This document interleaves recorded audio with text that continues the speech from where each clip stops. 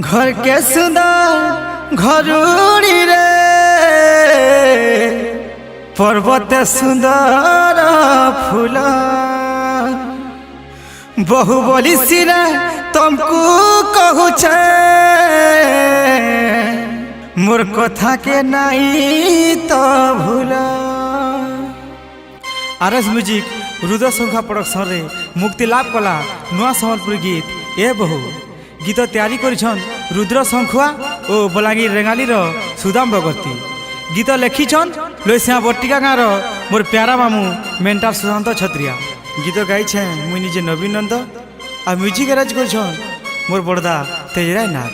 Best supporting by Khairbadi smart boy Prashant Das, Mukundpur Dinesh Bagarti, Gudra मुंडार नवीन आरसुलिया, अन्नागढ़ सालेपाली मेहरपड़ार कैलाश धरुआ, मोहलेर गोविंद उर्मा, बड़तेलनपालीर उमाशंकर दांडिया और सहयोग करिछन रताखंडी हेमंत मेंडिली और रघुनाथ नायक।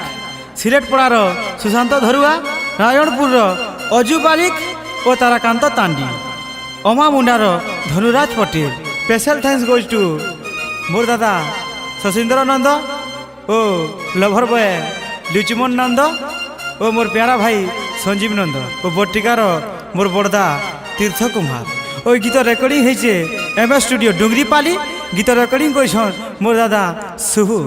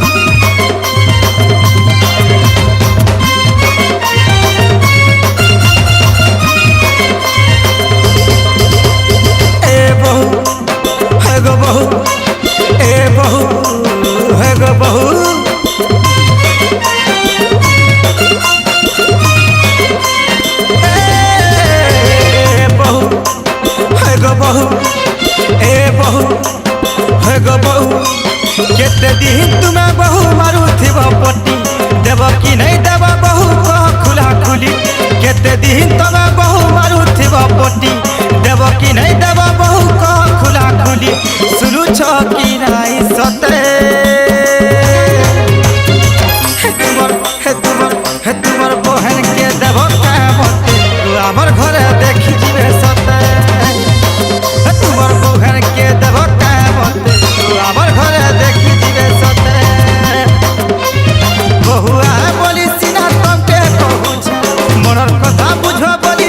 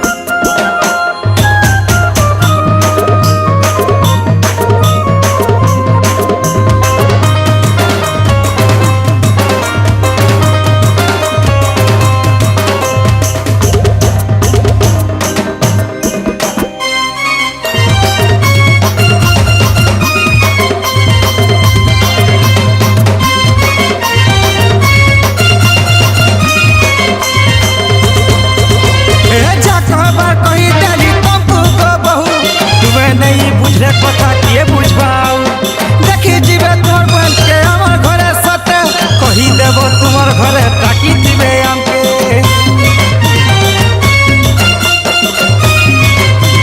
हे हे हे हे मारू केते तुमे मते मारू थेबा पट्टी मते कदे करी बहु पाउ छका खुशी नहीं पाले हो गो बहु जीवारे जीवन मुई तार पुनई राती से उदिया जन बहुआ बोली मुई तमके कहू छे मनर कथा बुझबा बोली तमके जनो छे बहु शुरू छकी नहीं सते हे तुमर बुहन के देबो काय मते गुआबर घरे देखी जिबे सते हे तुमर बुहन